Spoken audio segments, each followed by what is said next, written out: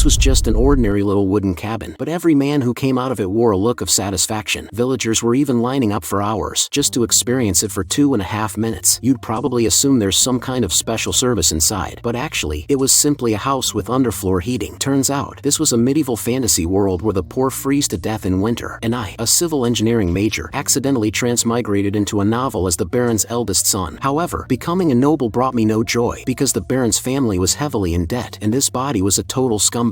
He had committed all kinds of atrocities in the territory, and the villagers had long harbored resentment, so this body was just a trash noble doomed to die early in the story, and I had only one way to survive. I had to change how everyone in the territory sees me. As a graduate in civil engineering, I was shocked to find that houses in this world didn't even have underfloor heating. Most families relied solely on fireplaces, which couldn't warm an entire house. If I could build a house with underfloor heating here, it would surely sell like crazy. Maybe I could even use it to get rich and pay off all of the Baron's debts. My knowledge of civil engineering finally had a place to shine. No more bricklifting on construction sites like in my previous life. At that moment, a floor plan for the heated house began forming in my mind. Suddenly, a system prompt appeared. Seems like I just unlocked something. Relationship points system has been activated. You can earn points by improving relationships with key characters, but the system didn't explain what those points were for. I figured, since it said key characters, then this person behind me, Javier, must be one. After all, he's the main character of the whole novel. Sure enough, a -30 approval rating floated above Javier's head. I gave him a charming smirk and said, "You really are handsome," trying to butter up the protagonist, but his affection didn't increase. Instead, it actually dropped. At the same time, he scoffed and said, "Yeah, I know I'm handsome." Hearing this, I was speechless. This guy is seriously narcissistic. Putting the system aside for now, earlier I heard from Javier that the tavern owner's mother had fallen ill due to the bitter cold of the lingering winter. So I immediately went to the tavern owner and placed a heating house contract in front of him. "So you're the purchaser and I'll be the builder. We'll write off all construction fees against all of the property I damaged." The tavern owner gave me a skeptical look and activated his skill, Stonewall Heart. He didn't believe someone would just come and offer compensation like this. Damn, no one trusts this guy. My big plan can't fail right from the start. Looks like I'll have to make use of this scumbag image for now. I immediately put on a villainous expression and said, "Come on, we'll be seeing a lot of each other. Let's try to have a little trust." Sure enough, that did the trick. The tavern owner, frightened, hurried to sign the contract, and the system didn't forget to compliment me for being such a scumbag. However, I didn't care about all that. My business empire was going to start with this very first order. "You've made a wise decision. I promise you won't regret it." Before long, just as I was about to start building the house, Javier called out to me, thinking I was plotting a new way to cause trouble after seeing me force the tavern owner to sign the contract. Hearing this, I replied dismissively, "I didn't expect someone who looks righteous to have such twisted ideas. Have you heard of cognitive distortion? It's where you believe someone will do this and that because of what they did in the past. This kind of distortion stems from deep prejudice and negativity." Javier claimed it wasn't prejudice, but experience and statistics. However, when I asked whether experience and statistics weren't all based on the past, he had no response, so I turned away and started building the house. At the same time, I told Javier that whether it was the tavern owner or his mother, I'll make sure to make them smile, as their smiles would become the foundation of my fortune. I dug up the soil, carried it out, then compacted it, and kept repeating the process to lay the foundation. The wood could just be allocated from the Baron's estate warehouse, using heavy timber to build the main structure. Then I smeared the clay I dug up from the riverside to finish the exterior. After all that work, I was completely exhausted, frustrated by how weak this body was. Meanwhile, Javier hadn't helped at all these past few days. He just stood around making snide comments. But deep down, he was already shocked. He never expected I'd actually follow through on the contract with the tavern owner. Was this really the same scumbag from before? Seeing the deadline was near, I had no time to rest. I grabbed an axe, ready to continue. However, in the next second, Javier snatched the axe from my hands and asked what he should do. Chop the wood into thin little pieces, each about 2 hands length tall, 1 hand's length wide, and 1 finger thick. Upon hearing this, Javier flung a pile of wood into the air, and in the next second, countless sword slashes cut them perfectly into the required sizes. Looking at the pile of neatly cut boards, a task that would have taken me hours, I couldn't help giving him a thumbs up. No wonder he's the protagonist of the whole novel, a swordsman destined to become a sword master. I quietly walked up behind Javier and patted him on the back. "Hey, once you're done with that, come help me dig." Javier was stunned by how shameless I was. Instead of thanking me, he gives me more work to do. This guy is unbelievable. I could tell he only helped out of curiosity because he wanted to see what kind of scam I was plotting. So I told him, "You just want to see results quickly, right? So how do we do that?" "Well, by working together, of course. The faster we work, the sooner you'll find out what I'm up to." Javier had no choice but to help me finish the job quickly and uncover the truth. With his help, the speed increased several times over. Afterward, we just needed to dig the heating channels for the underfloor system. Finally, we completed everything just before the deadline. This became the first first house in this world with underfloor heating. Meanwhile, Javier stared at the wall in confusion. Are those letters? Yes, that's my brand logo. You wanted to see what kind of scheme I have for the tavern owner, right? Go ahead and call the tavern owner and his mother. You'll find out exactly what I'm up to. Soon after, the people of this world, who had never experienced underfloor heating, were instantly won over by the warmth. The tavern owner's mother's legs didn't hurt anymore, and her back wasn't sore either. This was the magical power of underfloor heating. Thank you so much, young master. It has been a long time since I've seen my mother smile like this. Seeing this, Javier marveled. Is the person in front of me still that scumbag young master? He actually worked hard and fulfilled his promise to the residents, and just like he said, both of them truly smiled with happiness. At that moment, the system prompt sounded. Your approval rating by Javier increased by 2 points. You've gained 36 relationship points for improving your relationships slightly with a key character. Upon seeing this, I smiled faintly. Although this order was a total loss after accounting for the wood cost, that didn't matter, because this first heated house was built as a model home for promotion, and just like that, word spread fast. Out of curiosity, nearby residents came to experience it for themselves, and every person who felt the warmth of the floor was completely won over. Feels good, doesn't it? Don't you want a room like this in your own home? There are 2 style options available now. The first option is to build a new house in your yard. The second option is to renovate the floor of your existing home. Of course, if you sign both options, we'll give you a 10% discount on the construction fee. However, even though the villagers understood the benefits of the house, they still didn't trust this body of mine. If that's the case, I'll just keep using this scumbag image to pressure them into signing. Hey, this price is already really cheap. Can't we at least have some basic trust between us? Just as I was about to push further, a voice suddenly stopped me. The person who came was the father of this body, Arcos Frontera, the Baron. He also had a negative 20 approval rating above his head, so clearly he was another key character whose relationship needed improving. Soon after, I was summoned back to the Lord's mansion. Until now, I had been hiding and avoiding the Baron, afraid of what might happen if he stopped me from building. Tell me, what kind of trick are you up to this time? Hearing this, I responded with my usual scoundrel attitude. The tavern owner ordered a heated house from me, so I built one for him. But you've also been signing contracts with other residents, haven't you? After I confirmed this, the Baron frowned and said that the residents of the territory were his cherished people, and he wouldn't allow me to deceive them. Looks like no matter what this body does, it always causes misunderstandings. Since I couldn't explain it clearly, I figured I'd better just run. Just as I was about to leave, the Baron called out again. Are you doing all this because of our family's situation? Don't worry, I can still handle things for now, so don't get yourself too involved in this. Having read the ending of the novel, I knew he was completely incapable of handling the territory's debt. Moreover, that attitude of his was just like my dad from my previous life. Clearly in trouble but never saying a word, always pretending everything was fine. I'm not going to be miserable again because of stupid money. So, before leaving, I said, please don't give up, because I won't either. Those were the words I wish I had said to my father back then. Just as I was thinking about how many orders I had collected, I ran into a fat man and a skinny one head on. They didn't even greet me, the son of the territory, and just walked past. Curious, I decided to follow them. Sure enough, they were the territory's debt collectors. Seeing this, I couldn't help but curl my lips into a grin. Perfect timing. They're just here in time. Back in my room, I planned to study the system. After chatting with the notification bar, I learned that points could be used to develop skills. Then, after scanning me, the system developed skills based on my existing knowledge. Seeing that I have enough relationship points, I unlocked basic surveying and basic design. Basic surveying gave me titanium alloy clairvoyant eyes, capable of precisely measuring ground structures. Basic design allowed me to draw blueprints out of thin air. Having these skills would definitely make things a lot easier, but I was still worried whether Javier alone would be enough to handle all the construction. It sure would be nice if I could summon some heavy machinery. Just as I was thinking of this, the system prompted that it could also randomly summon fantasy companions, and these companions came with rich personalities and skills. If they could replace modern machinery, the work efficiency would be dramatically improved. However, one summon costs 50 relationship points. Clearly, the priority now was to quickly earn more relationship points. Meanwhile, over on the Baron's side, the 2 debt collectors started getting greedy. They even demanded the Baroness and her ladies as repayment. Suddenly, I appeared from behind. Even if you're debt collectors, that doesn't give you the right to be so rude. This startled the fat man. Who are you? But when the Baron mentioned my name, he realized who I was. So you're the eldest son with the peculiar manners. If you don't leave. But before he could finish, I cut him off. Whatever. Now show me your warrant. Hearing this, the fat man and the skinny man both looked confused. According to Article 3, Section 6 of the Royal Family and Nobility Act, entering a noble's residence without a warrant is considered trespassing. Seeing them feign ignorance and even claim the law didn't exist, I had no choice but to refresh their memory. Javier. Yes, Master Lloyd. Cut off the arms of the trespassers. Seeing that Javier had really drawn his sword, the 2 of them broke out in cold sweat and fled in panic. Do you think you'll be able to get away with this? You'll regret this. At that moment, the Baron looked terrified and shouted at me, asking what the hell I was trying to do. After all, those guys were the territory's debt collectors. They had been treated with food and drink before, and still weren't satisfied. Now things were completely blown up, but I had already prepared a countermeasure. I pulled out a big bag of money and placed it on the table. This is the deposit from the heated houses. It should be enough to cover this month's interest. However, the Baron believed this money was extorted from the residents, so he refused to use it. At that moment, Javier said he would personally monitor me to ensure I fully fulfilled the residents' contracts. Only then did the Baron let go of his concerns. Then, I politely said my goodbyes. After Javier and I left, he asked how I knew about such a law. As far as he remembered, I'd always been the ignorant type. To this, I replied that I just picked it up somewhere. But the truth is, I got it from Javier himself. In the novel, it was right after the Baron and Baroness committed suicide. The two debt collectors came to dig up the bodies and sell them. And that's when Javier said, according to Article 3, Section 6 of the Royal Family and Nobility Act, entering a noble's residence without a warrant is considered trespassing. Immediately after, he cut off their heads. When Javier is brought before a judge, he is found not guilty. Knowing how this story plays out is definitely an advantage. But there's something more important right now. Suddenly, the system prompt rang. Baron Frontera's approval rating of you has increased by 6 points. You've gained 60 relationship points for improving your relationship with a key character. Your current relationship points is 61. What kind of fantasy companion would my first one be? That evening, I found an empty spot where no one was around. Show me the summon game. As I pressed start, a green beam suddenly flashed and began outlining a magic circle in front of me. However, the magic circle was a bit too small and way too noisy. Suddenly, a hamster crawled out from the circle. Seeing this, I was completely dumbfounded. The disdain on my face was impossible to hide. Looks like I didn't pull anything good this time. The little hamster noticed my disgust and squeaked anxiously. Strangely, I seemed to understand what it was saying. The little guy claimed it could do a lot, and in the next second, it spat something out of its mouth. I picked it up and found it was a user manual and a small packet. According to the manual, its name was Padong, and inside the packet were two kinds of seeds. The red seed would make the little guy grow to gigantic proportions, and the effect would last for a maximum of 12 hours. On the other hand, the blue seed would make it shrink. Buying the dual color seed pack required 1 relationship point. At that moment, I wondered how big a tiny hamster could possibly grow. If it reached the size of a human, it might actually be useful. So I decided to see for myself and fed it a red seed. The next second, a flash of white light exploded, and I was sent flying several meters by something unknown. When I saw what was in front of me, I was completely stunned, because the little hamster had grown to more than 30 feet tall. Seeing me frozen in place, the little guy smirked at me coldly. On top of that, it also had 3 special skills. Digging level 1, digging at a speed several times faster than modern excavators. Packing dirt level 2, a few death rolls could compress the soil completely. The last skill was even more critical. The cheek pockets level 1, it could shape the soil directly inside its mouth. At this moment, I was beyond excited. Just this hamster alone had completely solved the problem of lacking heavy machinery. However, suddenly having such a huge creature around would seem suspicious. Fortunately, this world had summoners. As long as I carried a summoning book with me and claimed to be a summoning genius, that would solve everything. Now, I just needed to solve the manpower problem, and I could begin large-scale construction. The next day, I gathered the territory's soldiers and began assigning them tasks. But this group of idle, salaried soldiers all looked annoyed when they saw it was me. The infamous scumbag was the one giving orders. Yet it didn't surprise me, as I had already expected this reaction. Suddenly, a voice came from behind. Master Lloyd, what exactly are you planning to make my soldiers do? I smirked to myself. As expected, this guy showed up. It was Newman, one of the 3 knights of this land. In the early part of the novel, when the estate falls into ruin, he was the first to betray the Baron and flee. Not only that, he sold the Baron's information to con artists. He was the main culprit behind the massive debts burdening the Baron, and yet this trash was actually a knight awarded by this land. Sir Newman, what do you think we're doing here? Newman declared that he would never tolerate his soldiers doing such lowly work as digging and shoveling. Hearing this, I couldn't help but scoff. Clearly, he just hated that I was earning money to pay off the debts, yet he tried to make it sound so noble. Then I said flatly, the Baron has already given his permission. Newman, seeing this, brought up my past, claiming I was using his soldiers for personal gain. I calmly replied, you're not wrong, but damn, you're really asking for a beating. Newman gritted his teeth in anger, but couldn't lay a hand on me. Seeing him that pissed off, I scooped up a pile of soil and flung it right in his face. The soldiers standing nearby were all stunned by what they saw. In their eyes, I was just a useless noble who couldn't do anything, and yet I dared to provoke a decorated knight of the territory like this. You bastard, are you insulting a knight's honor? I pretended not to hear a word he said. What? You want to forget about ranks and fight it out? Sure, no problem. Let's do it. We'll duel in a month. Newman, though a bit confused, still accepted the duel without hesitation. Before long, after hearing that I would duel Newman, Javier came over curiously and asked if I had any confidence in winning. I put on an indifferent face and said, are you an idiot? Of course I'm not confident. He's a low-level sword expert knight who can use the mana heart skill, and I'm just a lazy, good-for-nothing scumbag. How the hell could I beat him? Did you even think before asking? Javier was so mad that he almost drew his sword and chopped me on the spot, but his curiosity got the better of him. Just what was this guy really up to? He was clearly provoking Newman on purpose, and now he was saying he had no confidence in winning? It made no sense at all. At that moment, I asked Javier a favor. Can you teach me how to use a sword? He rejected the idea instantly without even thinking. His reasons are, first, that he's only here to watch me, and second, that someone like me learning swordsmanship would only put the people around me in more danger. But I already had a plan. If you teach me how to use a sword, I can help cure your insomnia. Javier was stunned by the word insomnia. How the hell did this guy know about that? Of course I knew, because I had read the novel. In this world, knights are ranked into 4 levels: low-level sword expert, mid-level sword expert, high-level sword expert, and sword master. Javier was currently in the transition from high-level sword expert to sword master. At this stage, his nerves would become overly sensitive, which made it impossible for him to sleep. Although Javier was still suspicious of how I knew, he agreed without hesitation, not because he believed I could actually cure him, but because he had already tried countless methods that didn't work. However, he soon fell asleep. I've read the whole novel, and I knew how you would cure your insomnia. The first time Javier ever slept well was after hearing someone read a magic incantation. I didn't know any magic incantations, but I recited a passage from reinforced concrete structural design theory, which had to be at least 100 times more effective than any magic spell. Now, your swordsmanship is all mine. The next day, the fully rested Javier told me to run 50 laps first. He thought I'd give up immediately, but to his surprise, I didn't resist at all and started running obediently. And after each lap, I even ran up to him to mock him. You thought I'd fight back, and then you'd use that as an excuse to say I had no talent and quit teaching me, right? From Javier's expression, I knew I had seen right through him. I'm totally gonna finish all 50 laps. Even the system couldn't help but praise how shameless I was. But the truth was, I was really exhausted. How could running 50 laps not be tiring? Still, compared to before, this was already a huge improvement. Back then, I had no family left by my side. I lived alone in a cramped rental unit, struggling day after day just to survive. I'd spend all day carrying bricks up to the roof of a 4-story building, and all night loading and unloading delivery trucks, just to keep from starving and avoid getting kicked out by the landlord. Back then, I held on to the hope that things would get better someday, constantly telling myself, just hold on a little longer and it'll all be worth it. But eventually, that hope turned into endless despair. So compared to that hopelessness, this pain now was nothing. At that moment, a subtle change happened in Javier's heart. If you're truly so serious about learning, then I'll teach you my swordsmanship. Then, a system prompt appeared. Your approval rating by Javier increased by 1 point. You earned 18 relationship points with a key character, and your current relationship points is 29. Meanwhile, when the Baron heard from Newman that I had disrespected him and challenged him to a duel, he was deeply disappointed. However, since he had no just cause to stop it, he simply asked Newman not to be too harsh. As his heir, the Baron did not want me seriously injured. He just hoped the duel would knock some sense into me. As you wish, my lord. But despite his words, Newman had no intention of holding back. After leaving the room, he was already plotting to kill me in the duel, then eliminate the Baron and his wife and make it look like a double suicide. He was even grateful I had challenged him because it would speed up his plan to move on to a bigger city. 1 month later, the duel was held as scheduled, but before it even started, Newman was already furious because I showed up holding a shovel. In his eyes, that was pure humiliation. The Baron couldn't even watch, thinking this was nothing but a stupid joke. Only Javier didn't see it that way. After all, someone playing a prank wouldn't train non-stop every day, spend their free time teaching workers about underfloor heating at the construction site, and then practice swordsmanship right up until they went to sleep. He knew I was more serious than ever. The moment the battle started, Newman, unable to hold back, swung his sword straight at me. Seeing this, I bent my knees and arched my back. With one clean sweep, I neutralized his strike. Newman was surprised, but assumed it was just luck. But after every attack was deflected the same way, he started to realize something was off. This was the essence of modern close-quarter bayonet combat. My years in the army weren't for nothing. Besides, people in this world have no idea how fearsome a shovel can be. Its broad blade could act as a shield, and it had enough cutting power to slice through thick roots. With the footwork I learned from Javier's swordsmanship, combined with the shovel-based skill granted by the system that boosts all my physical attributes while holding a shovel, this was the result of a full month of training. Seeing that he couldn't win, Newman activated his mana heart skill. In the next instant, his speed multiplied several times over as he appeared in front of me in a flash, aiming his sword directly at my neck without mercy. The Baron and his wife thought their son was surely going to die, but the next second, I successfully blocked the attack. At the same time, I smiled, because I knew exactly what made Javier the novel's protagonist. It was the Azrahan core technique, Javier's exclusive magic skill that allowed him to absorb external magical energy and use it as his own. In that moment, Newman was completely stunned. You absorbed my mana? His fear made him drop his guard, and in an instant, I smashed my shovel into that bastard's face. That one hit alone was enough to knock him out of the fight, but I wasn't done yet. I slammed another strike right into the back of his head. The soldiers watching from the sidelines were all dumbfounded, unable to make sense of what just happened. They can't believe that the scumbag young master actually defeated the decorated knight of the territory. The Baron, still in disbelief, announced the winner. But in such a thrilling moment, there was no way I was stopping now. I gave Newman a swift series of strikes with the shovel until he begged for mercy. The Baron told me to stop, but I pretended not to hear. When the soldiers came up to intervene, I acted like I was done, then caught them off guard and slammed another heavy blow with the shovel. Another knight of the territory, Byron, thought the young master had gone insane. Only Javier felt something was off. From his point of view, this young master seemed to know everything about the future, because 15 days before the duel, that guy had suddenly asked to learn the Azrahan core technique. At the time, it was still an unfinished technique, and Javier had never mentioned it to anyone. When he asked how I knew, I shamelessly claimed I overheard him sleep talking. And honestly, other than sleep talking, there was no other explanation. What was even weirder was that I said I could help him perfect the technique. Then, following my instructions, the Azrahan core technique that had been stuck for so long was actually completed on the spot. This was not the same scumbag young master from before. As I happily kept beating Newman, I didn't realize Javier was starting to suspect something. The Baron, unable to watch any longer, angrily demanded I stop. Hearing this, I calmly told him to check the letters under the tablecloth of the table. Though confused, the Baron looked under the tablecloth and found that there were indeed letters. The Baron read them and was shocked. They were evidence of Newman's betrayal and secret dealings. Newman couldn't believe it. How could those documents have been found? He had hidden them so well, but I had read the novel, so of course I knew where they were hidden. Sending the little guy to steal them was a piece of cake. The Baron was simply too kind. Anyone else, upon learning they'd been betrayed, would be demanding his head by now. I could tell he didn't know how to handle it, so I made a suggestion. Throw a vicious mouse on his head. If it wounds him, exile him from the territory. If not, demote him to a regular soldier and give him a chance to reflect. To those around us, it seemed absurd. How could a knight be injured by a mouse? So they thought I was actually letting him off easy. Newman thought the same, believing this was a lenient punishment. He felt no remorse at all, and the corners of his mouth even twitched into a faint smirk. In his heart, he vowed to find a chance for revenge. You look really happy. Enjoy it, because it'll be your last smile. Hearing this, Newman broke into a cold sweat. At the same time, I gave a red seed to the little hamster on my shoulder. Then, I threw it into the air. The best way to ask for forgiveness is to remember that there is none. As the little hamster ate the red seed, its size gradually changed. Seeing this, everyone was utterly shocked. They couldn't believe that a little creature could grow into a monstrous size. In the next second, it falls straight toward Newman, smashing him into paste. Well, I had never intended to spare that bastard anyway. And with that, the rotten apple was exiled from the territory. Before long, I asked the hamster to dig all over the territory. Seeing this, Javier came over and asked, "What's going on here?" I told him that it's carving out a road. Since the once feeble soldiers looked like proper construction workers, I immediately got to work on a bigger plan. There was once a nation called Rome, and they were true road building fanatics. What we're building is what they called the Appian Way. It's the key to this territory's prosperity. Suddenly, Javier asked very seriously, "Master Lloyd, where did you suddenly acquire this knowledge from? You built a heating system that no one had ever heard of, and summoned a high-level creature out of nowhere. Are you really Master Lloyd?" Then, the system gave me a warning. Javier has suspicions about your identity. I started to panic, because according to the novel, if Javier found out I was an outside presence who hijacked his lord's son's body, he might really draw his sword and kill me on the spot. But there's no reason to be worried, because I have a special skill for times like these. I learned it secretly when no one was watching. Why? Am I not allowed? But young master, you've always just been a drunkard. And how do you explain the summoning magic? Even the most gifted mage can't master it at 20 years of training. So you can be a genius, but I can't. I was born with a gift of summoning. What do you want me to do about it? Also, do you watch me 24 hours a day? You don't know what I do when you're not around, do you? Javier, not good with words, was left speechless. Seeing this, I immediately changed the subject. If you've got nothing to say, I'm leaving. I've got things to do. Javier had no choice but to give up. Afterward, I asked Byron to supervise the construction of the road, since Javier and I had something important to do elsewhere. That evening, in a certain inn, a green-haired man was distressed after losing a large sum in gambling. He was the con man Tords, who had scammed the Baron's estate out of its property. As he was wondering where to find his next gullible victim, I suddenly kicked the door open. "Who are you?" "Right, you don't know what I look like. I'm Lloyd Frontera. Does that ring any bells?" Recognizing who I was, he nearly died of fright, then immediately shouted for his bodyguard to get them out of there. The scar-faced man in a black cloak grabbed him and leapt out the window. But unbeknownst to them, I knew they would try to escape that way, and I had already arranged for Javier to be waiting outside. "Leave him here and walk away quietly. If you refuse, I will see you as a co-conspirator. You're so young. Do you even know how to hold a sword?" The scar-faced man was a dark mage hired by Tords. According to the novel, after Javier lost his lord, he swore revenge on the con man. But at that time, it was his first time facing a dark mage, and he was overwhelmed by powerful magic. All that, however, was what happened in the novel. Meanwhile, the scar-faced man launched an attack at Javier. Javier blocked it with his sword, but in the next second, dark magic engulfed him. Seeing this, the scar-faced man clenched his fist, ready to end the fight quickly. However, thanks to perfecting the Azrahan core technique early, Javier had a triple circle man heart. This dark mage wasn't even in the same league. The scar-faced man instantly realized the power gap and tried to fly away without hesitation. Tords saw Javier slowly approaching and was so terrified that he stumbled backward. Javier was ready to cut off his legs and drag him to trial. Just as the sword was about to fall, I stepped in and stopped him. "Are you crazy? If this guy is taken to court, he'll definitely be executed." Javier was confused. Is he seriously sympathizing with a con man? Afterward, we tied Tords to a chair and he trembled with fear. "Come on, there's no need to be so scared. Everyone gets a little greedy sometimes. I can see why you made the most of your opportunity. Don't worry, I won't take you to court. Just hand over all of the Baron's remaining assets." Tords thought I was going to let him off, so he immediately agreed to hand them over. However, I was just getting started. If he wanted to be fully forgiven, I asked him to sign a contract. This is a labor contract that even pays him a salary, but the contract had one little clause. Each month he'd get paid, but 80% of the salary would be deducted as repayment for the fraud. So, after working for me for 520 years, the contract will end and you'll be free. Tords didn't expect to become a lifelong labor slave. Javier quickly realized I hadn't saved him out of sympathy. I slowly revealed a greedy smile. This guy owes me so much money. How could I let him off easy? I am going to suck him dry for the rest of his life. Tords still tried to protest. What kind of insane contract is this? I simply left him with one line: "See you in court," leaving the choice up to him. In the end, Tords signed the contract. On our way back home, I told Javier that the funds confiscated from Tords would serve as the startup capital for my next plan, which was to hire people. After all, relying on just the 30 soldiers from the Baron's estate wasn't nearly enough. A few days later, the recruitment notice was posted, and to my surprise, many people came. I had assumed no one would apply because of my scumbag reputation, but Javier explained why. It turned out because I had completed the underfloor heating contracts cheaply and on time, took care of the trader in the territory, and could even use summoning magic. The residents saw me as a capable and trustworthy figure. Hearing this, I was utterly shocked. I hadn't expected those things to attract so many people. One man even sincerely thanked me, saying his child used to catch colds from cold wind, but with underfloor heating, things had greatly improved. He then told me that he had a relative in a neighboring territory who was also interested in the underfloor project. Upon hearing this, I couldn't help but show my wicked grin again. Looks like the first step of building my business empire was complete. I had finally made a name for myself. Losing some money on the heating project was no big deal, but as for other territories, there would be no more losing money. Sure, they could still get underfloor heating, but they'd need to pay some extra for the travel expenses. Javier, standing beside me, finally understood why we had been losing money on the heating, but he still had one more question. Why does the road in the territory need to be built all the way to the mountain? Soon after, I brought Javier to the top of the mountain and told him, before long, this mountain will be completely bare because underfloor heating consumes a huge amount of wood. These trees won't last. Javier was shocked. "Young master, even knowing that, you still went ahead and built underfloor heating for them?" I explained. The reason I extended the road to the mountain is because there's bituminous coal here. Once people have experienced underfloor heating, they'll be addicted for life, and this coal is the perfect fuel for it, so they'll have no choice but to buy it from me. Of course, residents of our own territory get a discount, but just a tiny discount. Javier was furious. "You're shameless." Suddenly, I looked at him seriously. "Do you really think I'm shameless? If I don't do this, how else can we pay off the territory's debt?" Javier fell silent, then reminded me, "It's not that the Baron doesn't know there's coal here. It's just that previous Barons tried to mine it several times, but the foundation was too unstable and kept collapsing. That's why no one's touched it since." Of course I knew all that, but I had modern excavation techniques. As long as I used shield tunneling, I could solve the collapse problem. "Let's go. There's so much for us to do." Javier was confused. He had never heard of shield tunneling, but seeing that I was no longer the same Lloyd, he chose to trust me. But what I didn't expect was, inside the cave, there were magical beasts, creatures that didn't exist in my original world. Thanks to recent events, my approval rating with key people and the territory residents has improved. As a result, my relationship points had reached 639. With those points, I upgraded both basic design and surveying to intermediate. Intermediate design allowed me to draw directly on paper, while intermediate surveying let me see through up to 5 meters of rock. That night, using the intermediate surveying skill, I located a safe route inside the cave and began preparing for excavation. But Padang had collapsed from exhaustion after all the roadwork, and relying solely on manpower would take too long. Looks like it's time to summon another companion. The second summon costs 70 relationship points. Sure enough, the magic circle was still tiny, and it looked exactly like Padang's. As the creature emerged from the magic circle, it fell to the ground. The next second, it said, "Bangul." It seemed that was its name. After some questioning, I learned that it could also grow massive by eating a red seed, and its skills perfectly solved the construction problems ahead. Soon after, the mining operations officially began. Step 1. Have Bangul dig soil at the front of the improvised shield tunneling machine. One of its skills, chomping dirt, allows it to eat through the soil. Step 2. Have Javier stand ready behind her, because Bangle's other skill could convert the soil she ate into steel and shoot it out. Step 3. Let Javier cut the steel into fixed lengths. Step 4. Have workers assemble those steel pieces into segments to support the foundation. At this point, Javier looked completely dead inside, thinking to himself, a dignified knight, and here I am cutting poop like steel underground. Just like that, a few weeks passed, and the tunnel was getting closer and closer to the bituminous coal. Suddenly, Javier reminded me, Master Lloyd, it's about time you went outside to rest. I told him that I was the person in charge here, so I had to stay on site. In my previous world, many leaders only knew how to talk big, but you'd never see them at the actual site, so I swore I'd never become one of those people. Using intermediate surveying, I saw through the rock, and the coal layer was just ahead. We're almost there. Push a little harder, everyone, I shouted to rally the workers. After thanking Bangul for making the work 10 times faster, I immediately turned back at the workers and said, once we reach the coal layer, remove the shield tunneling machine and expand the mining space. It is still dangerous, so don't get complacent. But before I could finish, I heard a noise coming from the other side of the soil. I immediately used the intermediate surveying and saw that a hole had appeared, and it was growing larger. In the next second, a massive creature resembling an ant burst out of the dirt. Seeing this, Javier immediately drew his sword and sliced off its mandibles in one strike. I grabbed my shovel and smashed it down in sync. I was shocked. The novel never mentioned there'd be creatures like this in the tunnels, but the scariest part was, this ant wasn't alone. They live in colonies and were swarming in. I shouted for everyone to evacuate, and Javier raised his sword to block the entrance, but there were too many of them, and with the limited oxygen in the tunnel, he couldn't last long. Since arriving in this world, this was the first time I truly panicked. Master Lloyd, get a grip. Don't panic. That slap snapped me out of it, and I suddenly had an idea. After grabbing a torch, I immediately told Javier that we were going to break through the front and go into the ant nest. Javier thought the decision was insane, but followed through anyway. He trusted that there must be a reason for it. Meanwhile, the Baron also received news, and without hesitation, he donned his armor and set out for the mine with his soldiers. Back in the tunnels, we were now deep inside the ant nest and completely surrounded. I noticed Javier was approaching his limit, so I activated my intermediate surveying skill to look for a methane layer. I knew methane-producing bacteria lived in coal, which meant pockets of gas had to be scattered around. Fortunately, I found one. Javier, I'll dig here. You keep chopping the ants, I shouted, then went full speed into the ground. Suddenly, a piercing screech echoed from within. When we looked up, we saw that it was the ant queen, and it was huge. Javier, can you hold it off? He immediately replied that he couldn't, but even if he couldn't, he had no choice but to try. Javier channeled all his mana and clashed head-on with the ant queen. His hands went numb from the shock, but he still managed to deflect the queen's attack. I seized the opportunity and kept digging non-stop. Finally, at the critical moment, I struck the methane layer. I immediately told Javier to run toward the tunnel entrance. Soon after, we saw the small tunnel we had come through. As soon as we jumped out, I immediately turned around and threw a torch into the ant nest. It hits the head of the ant queen and bounces toward its back. While the ant queen tried to get through the small tunnel, the methane gas had already spread throughout the ant nest. In the next second, a deafening explosion erupted. At that crucial moment, Javier had taken the brunt of the explosion to protect me. The Baron, who had just arrived outside, heard the sound from within. He wanted to rush inside to help me, but was stopped by one of the soldiers. Meanwhile, as the dust cleared, I looked toward the ant tunnel. It seemed the plan had worked, but Javier had fallen unconscious from shielding me. Even Bangul was knocked out by the shockwave of the explosion. What was worse, the tunnel exit had been blocked by the blast. If we don't dig our way out quickly, we will all die from lack of oxygen. From the look of it, we'd need to dig at least 15 feet, but the oxygen supply here was already nearly gone. At that moment, Javier vaguely saw that I hadn't given up yet. Then he completely lost consciousness. Suddenly, the system prompt sounded. Javier is touched by your determination not to give up. Your approval rating by Javier increased by 6. You earned 108 relationship points, and you now have 157 relationship points. Sure enough, there's always a way out. As the remaining oxygen keeps depleting, I asked the system to search for a skill I can upgrade. In an instant, it began searching through my knowledge. In the end, I concluded that the only sliver of hope lay in enhancing the Azrahan core technique. I used up all my relationship points to upgrade it. At last, I pushed the technique to a double circle level. Now, mana amplification rate has reached 200%, and I gained 2 new skills, the Energizer and the Latent Power Surge. Immediately after, I instantly activated Energizer, a skill that lets me act tirelessly for 10 minutes. For those 10 minutes, I had only one thought in mind: dig. Keep digging. But when the effect wore off, there were still 3 meters left to go before reaching breathable air, and I couldn't give up. I used my final skill, Latent Power Surge. Whether I could create a miracle would depend on these last 20 seconds. I grabbed my shovel and kept digging with all my strength. Even though I gave it everything I had, there were still 30 centimeters to go, and I had run out of oxygen. At that moment, there really was nothing else I could do. I had wanted to enjoy the sweet life of a noble son, but now it seemed that chance was gone. Suddenly, I faintly heard something ahead. I looked up and saw it was Podon bursting through the earth, followed followed by a rush of precious, life-saving oxygen. After inhaling the oxygen, I struggled to stand up. I couldn't give up now. After all, the life of a noble's son still awaited me ahead. Soon after, relying only on my fading consciousness, I slowly carried Javier out of the mine. Meanwhile, the Baron and his men were exploring deeper into the tunnel. The moment I saw them, my body immediately relaxed, and I passed out. When I woke up again, several days had passed. As soon as I opened my eyes, the system displayed a reward. All of Baron Frontera's subjects were deeply moved by your heroic courage and send their praises. For this great achievement, you have been awarded a large amount of bonus relationship points. You currently have 507 relationship points. I was still a little tired, but when I saw the reward, the corners of my mouth lifted instinctively. 500 relationship points. That was a huge win. After resting, I went back to the mine to check on the ant nest and see how construction was going. Because of the ant beast incident, the workers now looked at me with expressions of pure admiration. Even I felt uncomfortable from it. At that moment, Javier had a question. Why do you insist on personally doing such dangerous work? You could just have the workers do it. He was genuinely confused. Was I really doing it because I cared about their safety? I told him, as the person in charge, I should be the one to shoulder the risk. This way, even if I earn the most, no one can complain. Javier was speechless. He really couldn't figure out whether this guy in front of him was good or bad. Suddenly, I used the intermediate surveying and saw something behind the soil. Without hesitation, I started digging. After all, there was a high chance it could be ant eggs. But when I broke through and saw what was behind the dirt, I was completely stunned, because it was an orc, bound and tied up. Just then, an evil thought rose in my mind. Jackpot, what an amazing new item. Afterward, I immediately brought him back to the territory. After questioning him, I learned that he was the son of the orc chief. Arash said he would never forget the favor of saving his life. If there was anything I needed, he'd do his best to help. Hearing that, I grinned. Well then, let me borrow 120 orcs to work at the mine. However, Arash firmly refused. He explained that all orcs are warriors, and warriors only take orders from warriors. Since I wasn't one, even if he lent them to me, I couldn't command them. Hearing this, I thought to myself, so that's how it works. I then found out that their coming-of-age ceremony involves bringing back an ant beast's head. Arash had accidentally ventured deep into the ant nest and was paralyzed by venom, which was why he got trapped. So now, it was time to begin my brainwashing campaign. Congratulations to you, Arash, on successfully completing your coming-of-age ceremony. Look at this giant ant queen's head. We caught it together. The scene was terrifying. When I entered the ant nest, I saw a young orc battling the queen. It was you who fought the ant queen for days. That's how I was able to easily finish off the exhausted beast. So technically, that wild ant was caught by both of us. Then, Arash is a mighty warrior. What does that make me? Completely confused by my logic, Arash immediately responded, you're a mighty warrior too. And what about the 120 orc workers? You're a mighty warrior, so you can borrow them. Soon after, we followed Arash back to the village of the Sand and Steel tribe of wild orcs, but was told by the chieftain that my request couldn't be fulfilled for now. Hearing this, I was speechless. Why did they change their minds again? Turns out the Sand and Steel orcs needed to consume a massive amount of meat daily to build muscle, and since they had no way to preserve meat, anything hunted had to be eaten right away. Otherwise, it would spoil after just a day. So they had to rotate large hunting teams around the clock, meaning they had no extra manpower to lend me. But I was determined to get those 120 orc workers, because if I could secure that kind of brute labor, the territory's productivity would multiply by hundreds. Moreover, when we first arrived at the village, I saw that their training equipment was made from treasures humans would die for. I was stunned. It felt like such a waste of precious resources. So, to secure both the workers and the gold and treasure, I confidently promised the chieftain that I could create storage facilities that would keep meat fresh for a long time. In the end, I made a contract with the chieftain. I'd build stone ice vaults for food preservation, and they'd pay me using their current exercise equipment. However, I'd also give them stone-based replacements in return. To build the stone ice vaults, I needed granite, which is extremely hard. Javier, standing beside me, was puzzled. How are we supposed to break such tough rock? Suddenly, I gave him a mischievous grin, and Javier, seeing that expression, instantly knew he was about to be used. It turns out, while this world didn't have explosives, Javier was basically a walking human bomb detonator. One of the main storylines in the novel Night of Blood involved an entire city trapped by a powerful, evil magical barrier, with thousands of citizens inside having their mana drained. Javier could only watch helplessly from the outside. To save them, he tried over and over to break through the barrier, and it was during this time that he unknowingly created his ultimate technique, Mana Blast. In a key moment, he shattered the barrier and rescued everyone inside. Since I had read the novel, of course I knew how he came to master the skill. So, shamelessly, I told him the technique's underlying principle. He demanded, where did you learn something like that? I put on my most innocent, wide-eyed face and said, I figured it out myself. Look at my eyes. Do they look like they're lying? Javier said my gaze was incredibly irritating and full of lies. Realizing I couldn't fool him, I quickly changed the subject. Just give it a try. If it works, your swordsmanship evolves. If it doesn't, you've got nothing to lose. Reluctantly, Javier followed my instructions and stood before the granite. He encased one of the magic circle to protect his mana heart skill, then used the remaining circles to crash together, plunging his sword into the granite. The next moment, mana erupted, and a deafening explosion rang out. I stood there in awe. This guy really pulled it off on the first try. As expected of a novel's protagonist, Javier slowly emerged from the smoke, his clothes completely shredded, and his hair now looked like it had gotten a full ionic perm. He walked up and demanded, "Did you ever consider that this might happen?" I immediately held back my laughter and waved my hand, saying no. Then the mighty sword master Javier started muttering, "You know I'm a knight. I learned swordsmanship to protect my lord, not to work on construction sites." I told him there was no need to thank me. Javier glanced back and replied that he had absolutely no intention of thanking me, but the system chimed in, "Javier is grateful for you teaching him. Your approval rating has increased by 3. You earned 54 relationship points for improving your relationship with a key character. Your current relationship points is 561. With Javier's mana blast, the construction progress sped up dramatically. I had the giant podong shape the shattered granite in its mouth. As for transporting the molded granite, the orcs, full of endless energy, came over and handled everything themselves. After all, this was the perfect chance to train their muscles. I just leisurely sat on the side, fanning myself the whole time. Next, all we needed were ice blocks and insulation materials, but the 5 people I had sent to collect insulation materials had been gone for 3 weeks. Normally, that was more than enough time for a round trip, so either the soldiers were slacking off, or something had gone wrong on the road. I stood up, ready to go look for them. Javier stepped in to stop me, saying he'd handle the task alone. Even though he didn't know what had happened, it was too dangerous to let the territory heir go personally. But I told him seriously, "How many times do I have to tell you? I am the man in charge, and I am responsible for all my workers." In the end, Javier and I set off together to search. On the way, I found our territory's specialty gloves and the straw meant for insulation, but there was no trace of our people nearby. Suddenly, Javier sensed something was off with the flow of mana in the canyon ahead. Hearing the name of the canyon, I felt a surge of dread. I immediately told Javier to follow me quickly, because if we don't hurry, those 5 soldiers might already be dead. Soon after, we arrived at a mountain cave. This was the very place Javier raided in the early chapters of the novel, the hideout of the dark mage Lapellin. I thought to myself, this guy dares lay a hand on my soldiers. He's infringing on my private property. Even if he dies for it, it still wouldn't be enough. Suddenly, Javier stepped forward, eager to rush into the cave. I was just about to warn him, but it was too late. Luckily, I moved fast and yanked him back. The next second, an explosion erupted. The cave had been filled with magical traps by the dark mage. "Mr. Javier, you're a knight, aren't you? Shouldn't you have considered that this place might be trapped?" Then, I told him to enhance his sensitivity to the flow of mana in this area. Normally, the concentration of mana in the air is stable, so a trap's location should stand out. In the novel, Javier triggered the first trap just like that. After that, he used this method to bypass the remaining traps, and barely made it into the dungeon, covered in wounds. At that moment, Javier led the way, and I followed behind, but I failed to notice that Javier's suspicion toward me was growing deeper. He was now convinced that the man behind him knew exactly what was happening, and what was going to happen, yet he couldn't sense any special power coming from me at all. Thankfully, Javier set aside his suspicions and focused on rescuing the soldiers. Meanwhile, inside the cave, the dark mage Lapellin was preparing to sacrifice the 5 people he had captured, a pentacle connected to the underworld, a sickle soaked in blood for 100 days, and a young human. "It's perfect." At that critical moment, a voice interrupted him. "You little bastard, stop touching my private property. Are you tired of living?" The man couldn't believe someone had actually broken in here. He had clearly set hundreds of traps outside. Immediately, he activated his magic, dropped the steel gates, and released a large amount of sleeping gas. Although surprised, he thought that getting 2 extra sacrifices wasn't bad either, but I wasn't worried at all. I held my breath, activated the skill energizer, and began digging down. As for Javier, there was no need to worry about the gas, because he was immune to all sedatives. What I didn't notice was that Javier, watching me dig, thought I looked like a mole, and secretly decided to use that to make fun of me later. Once I had dug far enough, I called Javier over and told him to use his new skill Mana Blast to blast open the passage. Immediately after, a loud boom rang out, and Lapellin staggered back in shock and fell to the ground. Then, he saw a hand slowly reach out from the tunnel. "Hi there. First time seeing someone enter like this?" Enraged, Lapellin cast a summoning spell. The next second, a massive 2-faced ogre emerged from a magic circle. It was a failed byproduct of his resurrection spell, with skin as hard as steel. I quickly warned Javier, this one might be a bit tricky to handle, but before I could finish, Javier leapt up and unleashed a Mana Blast slash in midair. He split the steel-skinned ogre clean in half. I stood there confused. That move wasn't even in the novel. At that point, Lapellin was completely terrified. He knew he was finished. No matter what he tried, he couldn't beat the 2 of us. "Hey, you kidnapped my soldiers and delayed my construction project for weeks. So tell me, how are you going to compensate me?" Lapellin dropped to his knees, begging for mercy. He said his hideout was full of expensive magical items, and if I wanted, I could take them all. I grinned mischievously. "Then everything here is mine from now on, right?" Javier checked the 5 kidnapped soldiers and said they were just exhausted. There was no immediate immediate danger. I asked Lapellin why he kidnapped so many people. He told me he was researching how to bring back the dead. It turns out he used to be a mage in the Lord's capital. He lived a peaceful and happy life with his family until the former Lord stole his wife and murdered his son. Hearing that, I cut him off. No need to say another word. So, just because you wanted to bring your wife and child back to life, you think it's okay to kill hundreds of innocent people? Just because you're pitiful, you think it's fine to destroy other people's families and happiness? No matter how you justify it, your nature won't change. You've completely ruined people who once lived as happily as you did. You are a serial murderer. After saying that, I stood up. If you ever harm others again, I won't spare you. In the novel, Javier spared Lapellin, but that guy went on to harm hundreds more, modified himself, and became a persistent antagonist who kept clashing with Javier. Even knowing that, I still turned and walked away, because I knew this guy would never change. He would definitely try to sneak attack. I told you I won't spare you now, didn't I? In the next second, Javier instantly turned, drew his sword, and sliced off Lapellin's head with a single swing. Back in my original world, there was an old man at the construction site who always picked on me over tiny mistakes. Every time he insulted and bullied me, I endured it. I thought patience would bring long-term peace, but he took me for an easy target. Each time, he got worse. I tried to hold myself back, thinking that if I blew up now, things would only get worse. In the end, when I couldn't take it anymore, I punched him again and again. Even as I was beating him to a pulp, I was thinking, I'm screwed. After that, he never dared mess with me again. I finally had peace. So, there are clearly times when violence must be stopped with violence. When dealing with bad people, you have to punish them like bad people. After everything was settled, I led the 5 rescued soldiers and the insulation materials back to the orc tribe. Seeing how weak they were, I ordered them to hand me their backpacks, saying, if you pass out, I have to carry both you in your bags. Now hand it to me. They never expected the territory heir to carry their gear, and they were moved to tears on the spot. Seeing this, Javier can't tell if I'm just trying to avoid the hassle of carrying extra weight, or if I'm actually worried about them. But to these men, it doesn't matter right now. For them, Master Lloyd is a leader they can trust and follow. Suddenly, the system gave a prompt. The rescued soldiers have been deeply moved by your actions. Through their words, this moving episode will soon spread far and wide. Wasn't this a rewarding experience? I stared blankly at the message. I thought I'd get some relationship points from that, but a rewarding experience? That doesn't translate to money, so I don't care. Back in the orc tribe, the stone ice vault was already complete. Now we had the insulation materials. All that remained was the ice. Javier asked, puzzled. In this scorching wilderness, where are you going to get ice? The truth was, I had no idea. Javier's eyes widened in shock. He could tell from my expression that I really had no plan. Then he confronted me. You signed the contract with them before even figuring this out? Were you planning to scam them? I asked him. Do you know what unsuccessful people have in common? I can't do that because of this. Because of this reason and that reason. Let's not do this. They find a million reasons not to do something without even trying. But successful people take action first, then figure things out later. Now that is innovation. That is the mind of an entrepreneur. But Javier didn't agree. He thought that if that were true, there should be 1,000 times more failures than successes. That evening, I climbed the mountain to figure out how to make ice. In this world, there's magic that can freeze things, and natural elements have their own magical properties. Manipulating fire element mana to condense. That's fire magic. Suddenly, an idea struck me. The next day, I finished making the mold for the ice blocks. Then I had Padong and Bangul pour the transported water into the mold. After that, I plunged my hand into the water to sense it, and used the unique trait of the Azrahan core technique, which could absorb external mana. So if I extracted the warm energy mana from the water, then what would remain in the water would be only the cold energy mana. But it wasn't as easy as I thought. A few days later, I finally succeeded, and the truly food-preserving stone ice vault was complete. Arash and his father were thrilled, because this meant they didn't have to go hunting every day, and they wouldn't have to worry about leftover meat spoiling anymore. I smugly looked at Javier. That's the mind of an entrepreneur. Javier sighed and admitted that he accepted it. Just like that, I fulfilled the contract and successfully secured 120 orcs. Their chief, Akush, formally expressed his gratitude. They didn't believe that signing a contract meant everything should be taken for granted, so he announced, from this moment on, the Sand and Steel tribe would form a blood pact with my territory. My friends would be their friends, my enemies would be their enemies, and whenever my territory faced danger, they would rush to help without hesitation. At that moment, my system gave a new notification. The tribe has opened up. The orc tribe has accepted you as a true friend. The orc's approval rating of you has risen, increasing your relationship points. Special bonus of 100 relationship points for helping the tribe open up. You currently have 611 relationship points. With that, I led the 120 orcs back to the territory. The moment we arrived, the townspeople were terrified. After all, the sudden arrival of 120 muscle-bound orcs in the town was quite intimidating. Even the Baron, who knew why I went to see the orc tribe, was frozen in fear when he saw them in person. On top of that, there was an unexpected bonus. Word had spread across the land about how I defeated the dark sorcerer and rescued the soldiers. People were praising my valiance and courage. As a result, I received 300 bonus relationship points for the special achievement. Back at the estate, state. I searched through Lapellin's magical items and stumbled upon a book. Suddenly, I was completely stunned. Without delay, I rushed to the mine. There, I found my employee Torts. There you are. I have some good news. Do you remember the part of our contract about working for 520 years? If you think about it, that was ridiculous, right? But now you don't have to worry anymore. Here, there's a spell that can turn a corpse into a ghoul I can control. That means you can work the whole 520 years. Isn't that exciting? Torts didn't respond, so I asked him if I was the only one excited about it and ordered him to smile. The next second, he was moved to tears. Keep up the great work. You can do it. At that moment, the system chimed in. The ruler of the underworld is impressed by you and would like to offer you a position. After giving Torts that warm greeting, I returned to the Lord's manor to discuss something with the Baron, but from a maid, I learned that the Baron was currently receiving guests. Upon hearing that it was the two debt collectors demanding payment, I instantly got excited again. At that moment, the two were pressuring the Baron to mortgage the mining rights. They claimed that if he agreed, they'd accept repayment of just 10% of the principal for now. Suddenly, I made a dazzling entrance. It's been a while. Gentlemen, how have you been lately? I overheard your generous offer outside, so I'd like to propose a little offer of my own, if I may. After showing that they have a warrant this time, the fat one grumbled impatiently. He had no interest in hearing any kind of bullshit proposal. But then, the fierce orc Arash stomped into the room. The two who had never seen an orc before were instantly scared out of their wits. Arash glared at them coldly. Anyone who causes trouble for the Fronteras will be destroyed with the full force of the Sand and Steel tribe. I chuckled and told Arash it was fine, then turned back to the two debt collectors, who were now frozen in fear. Don't mind my friend here. Now, would you like to reconsider my offer? We'll repay the debt little by little, so we ask you to reduce the future interest rates. If you refuse, my friend here might get very upset, and if he does something impulsive, I might not be able to stop him. In the end, the two of them accepted the deal, then fled the manor in terror. Afterward, I told the Baron that the underfloor heating project was gradually expanding and the coal mining was progressing smoothly, so the debt should be repaid soon. But now there's a big problem. The orcs eat 10 times as much as normal people. The cost of feeding them is huge, so if this continues, we might fall deeper into debt. However, there's no need to worry too much, because the work efficiency of orcs is 100 times that of humans. For example, this orc has been working for 24 hours straight. Upon hearing that, I immediately had him dragged back to rest. Even so, he didn't want to rest. He was obsessed with training and building bigger muscles. The best part is, these orcs don't even want a salary. They just need to be fed. To any employer, they're the perfect workers. But at this stage, the food expenses for the orcs are still quite high. So I told the Baron that we need to increase tax revenue and use that money to buy meat for the orcs. Considering the future profits from the coal mine, this is definitely not a losing trade. But the Baron said that the residents already had poor living conditions, and raising taxes would only make things worse for their struggling families. I told him that we're not going to raise the tax rate indiscriminately. We're going to help the residents earn more money, and the tax revenue will increase naturally. So I plan to turn the Merit's wetlands in the north into farmland, then distribute the farmland to the residents. Let them farm to their heart's content, earn a lot of money, and then pay more taxes. After that, Javier and I headed to the Merit's wetlands. This land has been abandoned for hundreds of years. How could anyone possibly farm here? I have a plan. Just you wait. To be honest, I still don't have a concrete plan. But as always, first make the bold claim, then figure out a way to make it happen. That's the spirit of entrepreneurship. That night, I found an open space and began simulating farmland designs. I had to come up with a structure that could completely drain water even when it rains. And so, I began working day and night on simulations, sometimes even forgetting to eat or rest. The Baron was worried about me, but even so, he did not want to stop me. As if by miracle, he's become a different man, working hard for the sake of the territory. I may not be able to help him, but I do not want to be an obstacle. Javier said that it is a wise decision, for the current Master Lloyd is the type of person who never gives up until he keeps his word. At that moment, a system notification rang. Baron Frontera's approval rating of you has increased. You have received 20 relationship points. Your current relationship points is 931. Finally, on the 30th day, the plan was completed. The water could now be drained smoothly, and if the water could be drained, that meant taxes could be increased too. I was getting closer and closer to that luxurious, noble retirement life. Immediately after, I collapsed to the ground. My body was exhausted, but it was nothing compared to staying up all night doing part-time work. Suddenly, the system prompted, your efforts have had a major impact on the special skill architectural design. You have unlocked a new skill. The new skill I unlocked was simulation mode, the third option in the design skill. With this skill, I can now operate and simulate within a virtual space based on measured data. I immediately cursed. Why didn't you bring out something this good earlier? You made me suffer for a whole month for nothing. But now's not the time to argue with the system. I had more important things to do, because I was preparing to summon my third partner. After all, the first step in developing the Merit's wetlands was to drain all the water out of it. Sure, I could ask the giant Podong and Bangul to slowly drink it, but that'd still be a bit too much. So I decided to spend all my remaining relationship points to summon as many as possible. This time, the summon costs 100 relationship relationship points. It looks like the relationship points cost increases by 1.5 times each turn. I wasn't hoping for a creature with any special skills. I just needed one like Padang and Bangul, who can grow large enough to carry the water. Just then, it shot out from the magic circle and hit me directly in the face, causing a nosebleed. This time, I drew a hippopotamus, and its name was Hamon. Seeing this, Padang and Bangul happily greeted Hamon. I interrupted them and asked for its instruction manual. Without hesitation, Hamon spat it out. By now, I've gotten used to creatures spitting manuals like this. However, after reading its instruction manual, I was a bit disappointed. It couldn't grow bigger with a red seed. I asked the system to show me the summons game screen again, hoping to summon a new creature, but apparently, it can only be played once a day. Come on, what a complete waste. Bangul snapped at me, calling me mean, while Padang gently comforted Hamon. I told them that Hamon couldn't grow any bigger, and for our next project, we needed someone who could. The two protested fiercely, arguing that even employers should recognize the value of labor. Hamon was visibly moved by their words. Left with no choice, I decided to give Hamon a chance. The manual said it could drink water, and could even spit the water back out, but how much could such a tiny thing possibly drink? As if to answer that, Hamon slowly stepped toward the wetlands. In the next second, it began drinking the water in the wetlands, and the more it drank, the bigger it grew. In a single gulp, Hamon drank the entire wetlands dry. Seeing this, I exclaimed, Hamon, how can you drink so much when you're so small? With Hamon around, the wetlands transformation project became much easier. As Hamon drank up all the water in the wetlands, I had workers begin clearing the exposed weeds. Then, Javier used Mana Blast to punch holes in the ground, inserted bamboo poles into them, and filled the space around the poles with sand to form sand piles. Next, Padang rolled around to compact the foundation. Once the moisture deep in the ground was collected into the bamboo straws, Hamon drank all of it in one gulp. Finally, I had workers build the embankments. All of this came from the refined plan I designed using the simulation mode skill. And just like that, 10 days later, we finally completed the first phase of farmland transformation in Merit's wetlands. I loudly encouraged the workers below. We still have a long, hard road ahead, but once the entire project is done, bonuses will be handed out, so let's keep pushing forward. Meanwhile, Javier looked out over the area and couldn't believe that the land abandoned for hundreds of years was actually becoming usable farmland. What surprised him even more was how naturally he had started working alongside us. He was just thinking he should resist next time when I suddenly shouted, Javier, go plant these seeds in that field over there. Planting them will drive away pests and protect the territory. Helpless, he went off obediently to water and sow the seeds. At that moment, the Baron and his wife came over and said, he's really turning these wetlands into farmland. Not only I, but the people of this area must be thinking the same thing, that this is a miracle. At the same time, a system notification rang. Everyone in the Frontera Barony feels deep awe and respect for the miracle you have performed. For this great achievement, you have been awarded a large amount of bonus relationship points. You received 450 relationship points. Your current relationship points is 1,281. Months passed. The seeds Javier had carefully watered every day had sprouted, and a sense of satisfaction grew in his heart. I said from the side, once we install the water wheels, the Merit's wetlands transformation will truly be complete. Hearing the word water wheel, Javier looked confused. It was the first time he'd ever heard of such a thing. I calmly explained, it is something to remove the water when the rains come. Otherwise, all the land we reclaimed will be underwater. Just as I was thinking the craftsmen for the water wheels should be arriving soon, we saw a group of uninvited guests approaching in the distance. It was the Viscount of the Northern Merit's wetlands territory, Viscount Lacona. His lackey spoke up first. Who's in charge of this project? Don't you know this land belongs to Viscount Lacona? I order you all to vacate immediately. Although the Merit's wetlands had been abandoned for hundreds of years, administratively, it was indeed split in half. The northern part belonged to Viscount Lacona's domain. It was obvious. He waited until the wetlands were fully reclaimed before pretending to assert land ownership, trying to snatch up this fertile land without lifting a finger. But having read the novel, how could I not expect this? According to Article 321 of the Kingdom's Land Act, the special provision on reclaiming barren land, Clause 1, Aim. The aim of the law regards the development of long-standing barren land and the establishment of ownership of the reclaimed land. Clause 2, Definition. Barren land is land that has been abandoned for over 100 years, without any residential or cultivation activities transpiring on the land. Clause 3, Ownership. Any and all land that meets the requirements listed below will be recognized as belonging to the developer of the barren land. First, the land must be developed with a clear purpose, using capital and manpower. Second, the land must be capable of supporting human habitation. Third, the land must be suitable for long-term agricultural activity. And fourth, the land must have yielded at least one harvest of a crop variety specified by law. After saying that, I casually pulled an onion from the ground. At that moment, Viscount Lacona was completely speechless. No matter how furious he was, there was absolutely nothing he could do now. Javier stood in stunned amazement beside me. He thought, so the seeds planted earlier were to drive away this pest, Viscount Lacona. Look at that. At your first visit, and you brought so many people people along to witness Merit's wetland's first harvest. I really don't know how to thank you. This time, I won't charge you a spectator's fee. Here, take this onion as a gift. So now, would you kindly get off my land? Lakona was already fuming with rage, but all he could do was leave in humiliation. As soon as he left, the residents working the fields erupted in thunderous cheers. Hearing their cheers, I immediately turned around and pulled a dramatic face. Am I paying you to cheer for me? Get back to work. With summer over, fall came and brought heavy rains. I installed and tested the water wheel. I've run hundreds of simulations, but there's no room for complacency. I stayed to make sure everything ran smoothly until the very end. Once I saw it was successful, the entire project came to a close. Then, the system prompted, monumental achievement in construction. You have left an indelible mark in the history of civil engineering on the Laurasia continent. As a reward, you have received a large amount of skill experience. Both surveying and design skills upgraded by 2 levels. At the same time, everyone's approval rating rose significantly. Next, it was time to enter the next phase. Meanwhile, Viscount Lakona was grinding his teeth in jealousy. Seeing Merit's wetlands turned into fertile land made his blood boil, since technically, half of that land had once belonged to him. So, he started brewing a sinister scheme. A few days later, I woke up with a splitting headache. Even Javier was experiencing the same symptoms. Immediately, I sensed something was wrong. I stepped outside to ask around, and found that every household in the territory was suffering from headaches. From the cattle rancher, I learned the cows had stopped drinking water since yesterday. Right away, I suspected the problem was with the water source. Although I'd read most of the novel's info about this world, ever since the Ant Beast incident, I realized this world held events not recorded in the story. For example, after investigation, I found out that the main source of income for Lakona's territory was a mysterious dyeing technology. Their land produced a special fruit used for dyeing called the Ladona berry. At that moment, I gritted my teeth. That Lakona bastard. Meanwhile, Lakona's lackey was negotiating with the Baron. As expected, it was their discharge of fuel wastewater that polluted the water source. Now they were here demanding the Baron hand over half of the Merit's wetlands. If you refuse, we'll just keep dumping wastewater. They weren't even afraid of legal consequences, because a lawsuit usually takes at least 2 years to reach a verdict. The lackey arrogantly said, "You're already tight on money, now you're short on water, and you'll still need to pay for a lawsuit. Can you even last 2 years? Well then, I look forward to your wise decision." Furious, the Baron snapped, "I won't hand over a single inch of land my son and the people worked so hard to reclaim." At that moment, I made my grand entrance from outside the door, and gave the lackey a surprise opening smack. Enraged, the lackey shouted that he would stake his honor as a knight and challenge me to a duel. I accepted. After all, I'd been looking for someone to vent my anger on anyway. I gave him a beating that left him begging on his knees. "Enough, please, stop hitting me." "Fine, I'm satisfied, but this is for treating the Baron with disrespect." Meanwhile, the Baron shouted that the duel was over and that I must stop, but his face said otherwise. Bruised and battered, the lackey returned to report what had happened, but Viscount Lakona simply said, "Good work, you did very well," because now they could frame the incident as a violent outburst from a brutish noble, which would help them drag out the legal process even longer. But I wasn't worried in the slightest, because I already had a plan in mind. We, the Frontera Barony, will never do something so wasteful. We will blow them out of the water by our means. We work this land with our blood, sweat, and tears. Let us protect it from the evil of greed. After constructing a large reservoir, I had Hamon transport clean, unpolluted water into it. Next, it was time to start building the water supply system. I was going to dig a canal from Lake Kapua in the eastern mountains all the way to our territory. A few months later, Viscount Lakona flew into a rage, demanding to know what I had done. I calmly answered his question. "Your waste discharge polluted our territory's water supply, so we had no choice but to divert water from the distant Lake Kapua. In the process, I dug a channel all the way from Lake Kapua to our land. My workers really suffered a lot because of this." Anxious and impatient, Viscount Lakona snapped, "Enough nonsense. I'm asking what you did to my dye workshop." I smirked. "See, that's your problem. You're too impatient. Let me finish." On the way, we encountered a large ravine. With no other options, we built an aqueduct bridge. To gather the limestone needed for construction, we had to blast it. But some of the limestone accidentally scattered into the river at the bottom of the ravine, and we ended up exposing all the limestone bedrock as well. Lakona shouted furiously, "What does any of that have to do with my dye workshop?" I grinned mischievously and said, "That stream happens to be the water source for your workshop, and the lime content in the water dyed all your fabric to crap." Lakona instantly flew into a rage. "I'm going to sue you in the noble court." "Go ahead. Weren't you the one who said the court takes 2 years to reach a verdict? But I wonder if by then, anyone will still remember your products." With that, Lakona finally panicked. After all, the dye workshop was the only pillar industry in his territory. At this moment, I stood up. "Now that your doubts have been cleared, I'll be taking my leave." Lakona roared in impotent fury. "I have connections in the royal court. I swear, I'll make you pay double for my losses." I couldn't be bothered to respond and just waved my hand casually as I walked away. On our way home, Javier looked at me in confusion. "Why provoke him like that? If he really entangles you in a legal battle, wouldn't it cost even more?" I smiled mysteriously. "Let's just wait and see who suffers more in the end." Sure enough, 1 month later, Lacona came personally, kneeling on the ground to beg for mercy. He let go of his dignity and pleaded with me to save his dye workshop. If this continues, my entire territory might go bankrupt. I grinned wickedly and pulled out a contract I had prepared in advance. Just sign this, and we will start supplying water for your workshop. Lacona read through the contract and instantly turned to stone. This wasn't a contract. It was clearly a slave pact. It demanded an outrageous amount of money just to be supplied with water, and it didn't even have an expiration date. Even if he died, his descendants would still be squeezed dry. How could I let him off with just a little suffering? If everything could be turned into money, I'd drain even the blood vessels in his body for profit, squeezing every last drop of value out of him. After Lacona signed the contract, I immediately brought it to the Baron. He could hardly believe that we'd be receiving a large sum every month. With this money, we can pay off our debts and still have money to spare. I just smiled and clapped my hands, saying the Viscount was surprisingly generous. Javier, behind me, stayed silent. He knew the Viscount started this fight, and that I brought good results to our people and the Baron. But with a contract like that, it seems like I was the devil. At that moment, the Baron told me that Count Cremo had heard about the old, beat-up treasure I received from the Orc tribe, and that he wanted to purchase it for a handsome price. Hearing this, I was confused. Count Cremo could easily afford brand new treasures, so why would he be interested in something old? The Baron didn't know the full details either, but said that Count Cremo mentioned wanting to build a statue. After finishing building the waterworks and wrapping up that incident, we immediately departed for Cremo, the trade city. Since I had built the first waterworks on this continent, I had now become a famous engineer and received a bonus of 600 relationship points, making my current relationship points 2,275. The journey to Cremo was long, and winter was fast approaching as we drew near, so it took us until midwinter to finally reach Cremo. When we arrived, Count Cremo welcomed us very enthusiastically. However, as soon as we met, he completely ignored me and walked straight toward Javier. It turned out he thought Javier was the engineer. Just as I was about to speak up, Cremo suddenly turned around and shouted, "How dare you, a mere servant, dare to interrupt a conversation between nobles?" At that moment, the system delivered a ruthless taunt. "Ha, servant face." Embarrassed beyond belief, I just wanted to find a hole to crawl into. Once he understood the situation, Cremo laughed and apologized, saying he had been too rude. Meanwhile, Javier was standing behind me, barely containing his laughter. I looked completely dead inside. Then, the system prompted, "It is my face that is at fault." I sighed and said to the system, "If I could, I would beat you right up." But then Cremo dropped another bomb on me that dealt a heavy emotional blow. "But seriously, how did you end up with such a servant-looking face?" Right then, I really wanted to punch him in the face. But this Count Cremo was also an important character in the novel. When Javier becomes a wanted criminal after beheading the two debt collectors, he goes into hiding and is eventually arrested by Count Cremo. But the Count can see Javier's character and integrity from just a few words with him, and ends up providing a lot of support to him in many ways. Just then, Count Cremo revealed the dilemma they were facing. In recent years, the trade volume of their territory had been steadily declining. Starting a few years ago, a giant beast called the Giga Titan began frequently appearing in the waters near the port. Although it hadn't attacked passing ships, its enormous figure alone was enough to terrify people. Hearing this, I immediately recalled the contents of the novel. The book mentioned that Cremo's territory gradually declined because they couldn't eliminate this sea monster, leading the trade-dependent port to fall into decline. But the novel never explained exactly how the problem was solved. Count Cremo seriously said, "I've consulted countless documents, trying to find a way to drive it away. In the end, I discovered that the mightiest warrior of the sea, the mermaid, is actually the creature the Giga Titan fears the most. So, he came up with an idea to build a giant mermaid statue in the sea. That way, if the Giga Titan sees it, it might be so scared that it runs away." But he ultimately abandoned this plan, because if I fill in part of the sea to build a statue, it would make the sea shallower and block ships from entering the port. After hearing this, I completely understood the current situation. So, I smiled and said, "I can build this statue for you, and it won't affect the water depth of the shipping route, because for me, this isn't difficult at all. As long as we combine the technologies of anti-slide piles and caissons, we can build a stable foundation in the water." After the order was confirmed, I immediately took Javier and set out to sea. Standing on the deck, I took a deep breath and lowered my head into the water. Then, using my surveying skill, I conduct underwater measurements. However, I forgot that it's winter. The icy seawater almost knocked me out cold. Javier saw how miserable I looked and quietly showed a smirk. I angrily said to him, "Why do you look so damn happy?" Javier chuckled. It's my first time feeling so happy watching someone else suffer. But he still couldn't imagine how to build a perfectly vertical foundation underwater. "Unless you plan to use magic?" I responded confidently with a grin. "Maybe it is magic. A type of magic called cement." After finishing the measurements, we came ashore. Suddenly, a blonde beauty called out to me. Seeing her, I couldn't help but blush. Could it be my romance arc is finally starting? Her name was Christine, and she was here to deliver a love letter. However, it was for Javier next to me. Javier sighed, took the letter, and naturally slipped it into his pocket. Seeing him accept the letter, Christine immediately ran off in embarrassment. At that moment, I couldn't help but call call out to Javier, "Wait a second, you bastard. Your indifferent attitude is seriously pissing me off. What was with how naturally you accepted that love letter and slipped it into your pocket?" Javier looked genuinely surprised after hearing this. "Have you never received a love letter before?" At that moment, a single tear unconsciously slid down the corner of my eye. But the next second, Javier calmly added, "I don't really know what to say, but please, do your best." In that instant, I couldn't hold it in anymore. I burst into tears. I really wanted to curse out his entire family right then. Then, I turned my grief into strength and threw myself into work. I kept telling myself, I'm not jealous at all. I'm going to be rich. I'm going to make tons and tons of money. Suddenly, the door was flung open. I was just about to get angry, but when I looked up, it was none other than Count Cremo. I immediately walked up respectfully to greet him. "Apologies, Count. I was just too focused on work." It turned out that Cremo had come to deliver materials. The Count said that all the other necessary materials were ready, but the volcanic ash was still missing. At that moment, I fell into deep thought. Volcanic ash is the key ingredient in Roman cement, whose greatest advantage is its durability. Buildings constructed by the Roman Empire still stand strong even 2,000 years later. Count Cremo sighed. Volcanic ash isn't completely impossible to find. It's just that the source is far too distant. If we wanted to travel to the volcano and bring back materials, even the fastest trip would take half a year, and I can't afford to wait that long. After hearing that, I smiled. "Don't worry, I have another way. If Roman cement won't work, then we'll use Portland cement instead." But what worried me was, while I knew the general method, I lacked detailed data, so I had no choice but to keep experimenting again and again. However, even after trying hundreds of different mix ratios, the cement's hardness still didn't meet expectations. Seeing how exhausted I looked, my 3 companions kept pestering me to go out and get some fresh air. Frustrated, I ended up shouting at them in anger. At that moment, I suddenly remembered the little dog that had stayed by my side in my previous life. It was the last family member I had with me at the time. Only after it passed away did I realize how important it truly was to me. I regretted it. I truly regretted not spending more time playing with it back then. Awakened by this sudden realization, I immediately hugged the 3 little companions. Compared to this research, you guys are far more important to me. Moonlight spilled onto the quiet path. I reflected on myself. What a complete jerk I'd been. Because everything had been going so smoothly, I had taken it all for granted and treated you like machines. Thinking back on how I acted, I was beyond foolish. At that moment, I bent down and sincerely thanked the little ones. "It's thanks to you that everything has gone so well." Just then, the system suddenly gave a prompt. "Your fantasy companions have felt your sincerity. A new upgrade for your companions is now unlocked. With 500 relationship points, you can now add new skills for your companions." I didn't expect the little ones could actually be enhanced. At that moment, Bangul was the first to step up, saying she wanted to receive a new skill first. Padong and Hamon quickly backed her up, saying she was the right choice. "Well then, let's go ahead and enhance her." In the next second, Bangul radiated golden light and slowly floated into the air. After the enhancement was complete, she even unlocked a skill that was exactly what we needed right now, the volcanic blast. Excited, I immediately took Javier to the back mountain to test out Bangul's new skill. With my command, a massive explosion rang out, and it actually produced volcanic ash. Seeing this, I excitedly said to Javier, "Did you see that, Javier? It really created volcanic ash." However, because Javier hadn't covered his ears, the blast temporarily deafened him. Seeing the opportunity, I didn't hesitate to shout at him, "Javier, you're ugly." Javier calmly replied, "No matter how ugly I am, I'll never be as ugly as you, young master." I shouted again, asking if he could hear me now. He simply responded with a confused what, clearly pretending not to hear. Now that we had the final ingredient, we could officially begin construction. First stage, make a giant diaper to filter the volcanic ash, and strap it onto Bangul. Then, attach 5 layers of mesh filters to the tail end of the diaper to catch the ash. Next, have Bangul activate the skill, Volcanic Blast. A thunderous fart echoed across the entire territory. At the same time, we successfully collected a sufficient amount of volcanic ash. Count Cremo stared at the scene in shock and couldn't help but think to himself, this guy really isn't an ordinary engineer. Not only can he use unheard of skills, but he can also use summoning magic. When all this is over, I must report him to Her Majesty the Queen. A man of such talent being buried in a small village is truly a waste. Now that the materials were all gathered, it was finally time to begin the second stage. Next up was making the caissons for pouring cement. We placed the finished caissons into the sea, then had Hamon drink all the water inside them. Lastly, we drove in tightly packed anti-slip piles at the bottom of the caisson. After hammering the piles, Javier casually asked, "When will the next batch arrive?" I stared at him blankly, full of confusion. "Why are you being so obedient this time? You didn't even say your usual, 'I'm a knight.' Why should I do this?" Hearing that, the Tsundere Javier's expression instantly changed. "You're right, I'm a knight. Why the hell am I hammering with stakes?" With that, he threw down the hammer and stormed off dramatically. But I had already mastered the perfect way to handle Javier. I immediately put on a pained expression and started making things up. "If you don't hammer the stakes, I won't be able to make any money. Then the territory won't be able to pay off its debt. I'll collapse from the stress. The Baron will be heartbroken. And if he falls ill, the Baroness will waste away in sorrow. hero. So, dear knight, please protect our family, okay? After hearing this whole speech, Javier was completely at a loss for words. He fell silent for a few seconds, then finally picked up the hammer with resignation and willingly continued doing manual labor. With my regular conditioning of Javier, the steel framework of the caisson was finally completed. The final step was pouring in the all-important cement. Then, after waiting for the cement to harden and removing the caisson, the artificial sea foundation was officially finished. At this moment, Count Cremo still seemed a bit doubtful. Will this foundation really be able to support the weight of the mermaid statue? But he still made a promise. If it truly succeeds, you'll be handsomely paid for the job. A few months later, the mermaid statue was completed. The foundation successfully held the weight. The overjoyed Count immediately invited wealthy merchants and nobles from all over the territory to hold a celebration banquet at sea. At the banquet, the Count introduced to everyone, "Ladies and gentlemen, please look this way. This young man is the top contributor who helped us build the mermaid statue." However, everyone completely ignored me and rushed over to shake hands with Javier. I already expected this kind of result. I'm absolutely not jealous. Compared to praise, I prefer people to pay up quickly, but that look on his face really pisses me off. "Don't look at me. Stop pitying me." Count Cremo couldn't help but chuckle loudly. "It's all because of your face." When Count Cremo explained that they had mistaken Javier for me, everyone was stunned. They had genuinely assumed I was the servant. However, I didn't realize that danger was slowly approaching, because what Giga Titan felt toward mermaids wasn't fear, it was rage. Seeing that there was only one mermaid, the Giga Titan slowly submerged, and without hesitation, it surged toward it, charging in like a mad beast. At that moment, Javier was sitting on the deck, leisurely sipping red wine. Suddenly, he sensed that something was approaching quickly from the distance, and at an incredible speed. I immediately asked if he could estimate its size. "It's probably twice the size of the ship, slightly bigger than giant Hamong after transformation." I instantly realized something was wrong. Giga Titan must be approaching. I immediately rushed to Count Cremo and quietly told him that Giga Titan seemed to be closing in fast. "My lord, please evacuate everyone quickly." However, the Count didn't seem too convinced after hearing that. He frowned and looked at the knight beside him. Genovan, try sensing if there's anything unusual in the sea." Genovan, currently a high-level sword expert advancing to the sword master stage, had extremely sharp senses, but after a moment he calmly said, "There's nothing unusual." I was speechless. Our Javier definitely has a better perception than him. After all, he's the protagonist. Just as I was thinking about how to convince them, Count Cremo smiled to reassure me. "Don't worry too much. In the past few years, Giga Titan has never come near here, and it has no reason to suddenly launch an attack." "Well, maybe now it does," I said seriously, slowly raising my head, looking toward the mermaid statue. Count Cremo instantly realized something, and his expression changed drastically. He immediately shouted an order. "Everyone, move away from the statue at once." But the Giga Titan was getting closer and closer. Slowly raising the anchor would definitely be too late. I suddenly turned to Javier and shouted loudly, "Javier, go handle the anchor." Javier nodded immediately, then took a leap from the ship and dove headfirst into the deep sea. I quickly threw out Padong and had it bite off the rope tying the sailboat to the statue. Meanwhile, underwater, Javier unleashed his mana blast slash, and with that, the anchors, which hadn't yet been raised, were directly cut off. But Giga Titan was still too fast. It had already reached beneath the mermaid statue. Suddenly, its massive body burst out of the sea, and with a mighty collision, the newly built statue shattered with a crash. At the same time, the shockwave from the impact overturned the ships that hadn't evacuated in time. At that moment, Javier used the recoil from his mana blast to leap from the sea and caught me steadily in midair. Elsewhere, half of the mermaid statue's body was sent flying straight toward the city. Debris rained down, and the city was instantly thrown into chaos. Meanwhile, many people were still waiting for rescue at sea. I immediately summoned Hamong and had it swallow the seawater and the people who had fallen in all at once, then quickly transport them to the ship. Suddenly, Javier's expression changed, and he shouted, "Master Lloyd, the Giga Titan is charging toward the city." But he noticed that I was running in the opposite direction. "Master Lloyd, where are you going?" I turned back sharply and replied urgently, "Of course we're running the other way, you idiot. You want to go head to head with that kind of monster? Are you insane?" Javier was stunned, his face full of shock. "Are you saying you're going to just ignore the people in danger?" Without hesitation, I shouted back, "We're here to make money, not to fight monsters and protect the world. There's an army in this city. They've got cannons. They'll handle it themselves." Javier froze. He never imagined that the same young master, who had shown wisdom in crisis, an unyielding spirit, and never turned his back on his people, would now make such a choice. I kept a straight face and said, "I'm already busy enough with my own problems. Why should I have to protect someone else's city? Running away is clearly the most logical choice." Suddenly, the system chimed in with a prompt. "Javier's approval rating of you has decreased by 5 points. Your relationship with an important character has worsened, but rest assured, you won't lose relationship points for this." Then, Javier declared resolutely, "I can't do that. After all, Javier, who upheld absolute justice, could never stand by and watch innocent people die." I roared in frustration, "You bastard, stop trying to be righteous all the time. If you go, you might die." However, Javier didn't respond to me. He simply stepped on on his sword and shot off at high speed toward the city. Meanwhile, the city's cannons roared, but to Giga Titan, they were completely useless. The cannonballs couldn't even scratch its defense. At that moment, its massive eyes scanned the surroundings and suddenly locked onto the upper half of the mermaid statue lying on the ground. The next second, it seemed to go completely berserk, dragging its enormous body and charging straight toward the mermaid statue. Its one and only goal was to completely destroy the mermaid. Wherever its massive body passed, houses were instantly reduced to rubble, countless buildings shattered. Giga Titan showed absolutely no concern for the lives of the humans on the ground. At that moment, Javier arrived. With a mana blast slash, he struck directly at Giga Titan's leg. However, what Javier never expected was, his full force strike was completely deflected. Javier's eyes suddenly narrowed as the enraged Giga Titan raised its massive pincers and slammed them down with force. Javier's figure flashed swiftly, narrowly dodging the blow, but the next moment, a powerful water blast suddenly erupted from the gills on either side of Giga Titan. Still midair, Javier knew clearly there was no way he could dodge this attack. Only one choice remained, that is to take the hit head on. He gripped his longsword tightly with both hands, holding it horizontally in front of him. The next second, the surging water blast struck him directly, and the powerful impact sent him flying several meters, slamming hard into a wall. At the same time, a trace of blood spilled from Javier's mouth. Then, he fell to the ground with a heavy thud. Javier struggled to his feet. He knew full well he wasn't a match for this creature, but until all the citizens found shelter, he would never allow himself to die. Meanwhile, on the other side, I was leisurely paddling on a wooden plank out at sea. I thought to myself, I'm not some overpowered protagonist from a fantasy novel. Even if I have a system, all it gives me are engineering design skills. Even if I go back, what could I possibly do? What help could I be? I'm just a regular person. Seeing the city's people getting injured one after another, it broke my heart too. But so what? It's not like there's anything I can do. But suddenly, I stopped paddling and fell into deep thought. If I just run away and let the city be destroyed like this, then the construction fee payments will be delayed. No, let's go back, Bangul. Then, I mounted the giant-sized Bangul and charged straight toward the city. You're dead meat, you damn giant lobster. At that moment, Javier was still locked in combat with the Giga Titan. He thought, if it's a living creature, then its eyes must be a weak point, so he thrust his sword straight at the Giga Titan's eye. However, even with his mana blast, its eyes can't be penetrated. The next second, the Giga Titan's tentacle lashed out viciously, but just at that critical moment, Hamong suddenly appeared and slammed a heavy blow right onto the Giga Titan's head, successfully rescuing Javier. You damn lobster, don't you dare mess with my source of income, I shouted angrily, but the battle was still raging on. Javier seized the opportunity, raised his sword, and aimed to slash the Giga Titan's head. However, even attacking the head had no effect. Damn it, if I couldn't find a weakness in its defenses, there is no chance of victory. Yet, Javier felt an inexplicable sense of relief when he saw the young master return. He knew that if the young master was back, there must be a way to win. 2.5 minutes earlier, I had ridden Podong around the Giga Titan and conducted a series of scans. Upon seeing the data from the intermediate surveying, I couldn't help but grin. Even living things are made out of something so they can be surveyed. This creature's outer shell, on a molecular level, is actually a triple-layered honeycomb structure, and it's been condensed at high density to form a reinforced defensive layer. Isn't that the exact same structure used in cutting-edge bulletproof armor? Meanwhile, Javier immediately unleashed a mana blast, aiming right at the Giga Titan's neck. But in the next moment, I was shocked to discover that the Giga Titan actually redirected the impact energy into its horn. I instantly understood what was going on. It was using its hollow horn to concentrate energy, then releasing it all at once. Looks like we have to get rid of that horn first. I immediately activated simulation mode to see what methods could completely defeat it once the horn was cut off. The simulation revealed that inside its belly, there was a water sac used to fire water blades. If we precisely blast that water sac from underneath, it'll be completely blown to pieces. Back in the present, Javier asked what to do next. I made a few hand gestures at him. First this, and then this. Javier looked utterly confused. Young master, have you gone insane? Damn it, I shouted in frustration. I'm telling you to cut off its horn. Can't you pick up on anything? When he finally understood, Javier turned around, only to see the Giga Titan's claw already swinging down. In the blink of an eye, he made a graceful leap into the air, narrowly avoiding the attack, landing squarely on the Giga Titan's back. Javier knew that even if he severed the horn, it still wouldn't be a fatal blow. But deep down, he knew the young master would never speak nonsense. All I have to do is follow the plan. At that moment, I shouted from below, even if its horn is hollow, cutting it off won't be easy. So you need to make the mana circles spin at high speed, not just strike with brute force. Hearing the instructions, Javier gripped his sword tightly and slashed with all his might. At the same time, he rapidly spun the mana circles within his body. In the next second, the blade shone with a dazzling light. Like lightning, it slashed down hard at the Giga Titan's horn. It's working. As expected of the main character, Javier pulled it off on the first try. Seeing its horn being sliced off little by little, the Giga Titan immediately swung its huge claw at Javier in retaliation. At the critical moment, Podong leapt up and blocked the attack. Just then, Javier completely severed the horn. The strike made the Giga Titan Titan wail in agony. Seeing this, I shouted immediately, "Javier, attack its underside now." From the tail slightly angled toward the head, attack that spot with your Mana Blast. Javier found the target and was just about to strike, but unexpectedly, the Giga Titan's massive body began descending and was about to crash down on him. The impulsive Javier even considered going down with it in a final strike. Thankfully, at the critical moment, Padong showed up just in time to save him. Seeing this from above, I was nearly scared to death. "Nice one, Padong." Padong flailed his arms at Javier in frustration, clearly furious.